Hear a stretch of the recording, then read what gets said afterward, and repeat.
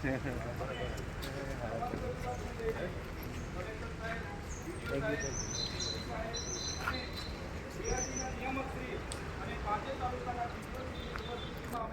કરી અમે 6 આગેવાન અંદર જઈને ત્યારે એમને આપણે બધા પુરાવા પણ રજૂ કર્યા, જેમ કે મારા ડેડિયાપાડાના ટીડીઓએ સોમવારે 9 તારીખે તમામ મનરેગાના સ્ટાફની મિટિંગ લીધી, તલાટીઓની મિટિંગ લીધી, ડીઆરડીના કર્મચારીઓની મિટિંગ લીધી અને કડક સૂચના આપી કે ડીડીઓની સૂચના છે અને આ મનરેગાનો 13,000નો લક્ષ્યાંક, તલાટીઓનો 15,000નો લક્ષ્યાંક અને ડીઆરડીના આવાસવાળાના જેટલા પણ આવાસ આપ્યા છે એમને બધાને રજીસ્ટર કરાવો, ટોયલેટ જેને મળ્યા છે એનું રજીસ્ટ્રેશન કરાવો, એમ કરીને સૂચના આપીને ઝુંબેશના રૂપે બીજેપી સભ્ય નોંધણીની કામગીરી ચાલુ છે અને રોજે સાંજે ફોલોઅપ લેવામાં આવે છે.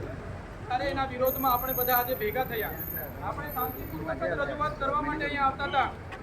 હું પણ તમારા લોકોને ચૂંટાયેલો પ્રતિનિધિ છું. મારા અધિકારો, સંવિધાને આપેલા અધિકારો હું પોતે સારી રીતે જાણું છું. આપણે બધા વેલ ગ્રેજ્યુએટ લોકો છે, છતાં પોલીસ દ્વારા ગેટ બંધ કરી દેવામાં આવે છે, દરવાજા બંધ કરી દેવામાં આવે છે, કલેક્ટર સાહેબ નથી, ખોટો ભ્રમ ફેલાવવામાં આવે છે. ત્યારે આજના મંચ પરથી હું કહેવા માંગુ છું, પોલીસ વિભાગના અધિકારીઓને પણ અમારે કાયદોની વ્યવસ્થા જાળવવાનું કામ કરવાનું છે. અમે અત્યાર સુધી 10 વર્ષથી સામાજિક લડત ચલાવીએ છીએ. કેવડિયા હોય, નર્મદા હોય કે તમામ પ્રકારની લડાઈઓ, ગાંધીનગરમાં પણ અમે હક અધિકારની લડાઈઓ માટેના ધરણા પ્રદર્શન કર્યા છે. અમે અને અમારા સમાજે ક્યારે પણ કોઈ સરકારી મિલકત કે ખાનગી મિલકત કે 1 રૂપિયાનું પણ અમે નુકસાન નથી કર્યું. ત્યારે આ કલેક્ટર ઓફિસ આ નર્મદા જિલ્લાના લોકોની સેવા માટે છે. આ કોઈના બાપની પેઢી નથી. છતાં આપણને લૂંટવામાં આવે છે. આવનારા દિવસોમાં આપણે જાગવું પડશે. મારા જેવા ધારાસભ્ય હોય કે તલાટીથી લઈને કલેક્ટર સુધીના અધિકારીઓ હોય, બધાનો પગાર પ્રજાના પરસેવાના ટેક્સમાંથી આવે છે. એટલે અમે બધા નોકર છે,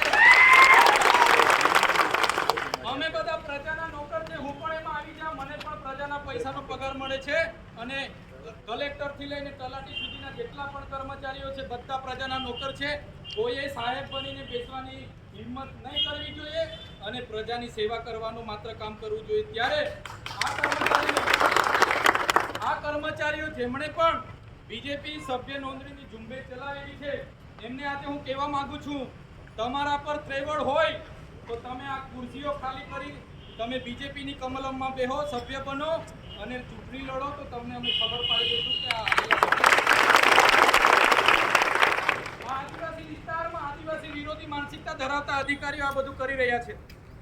જો 5 દિવસની અંદર આ લોકો પર જો કાયદેસરની કાર્યવાહી નહીં થશે તો દિન 5 પછી